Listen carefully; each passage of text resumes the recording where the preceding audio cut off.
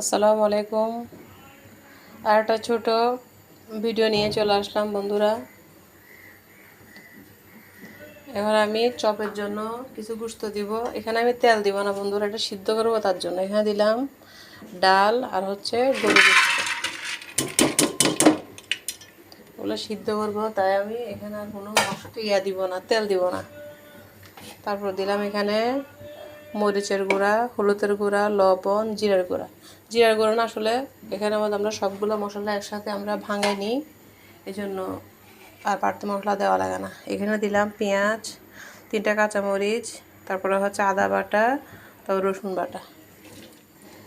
এগুলো জাস্ট সিদ্ধ করবো, সিদ্ধ হয়ে গেলে ওগুলো বেটে নিব, বেটে তারপরে এগুলো দিয়ে চপ বানানো হবে বন্ধুরা।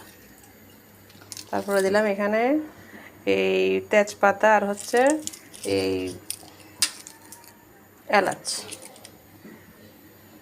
বলে আমি শুধু সিদ্ধ করবো বন্ধুরা। এই যে এখানে পানি দিয়ে দিব, এটা কোনো কষাইতে হবে না, জাস্ট সিদ্ধ হবে। সিদ্ধ হয়ে একদম বয়েল হয়ে যাবে, সেটাকে জ্বালিয়ে দিলাম।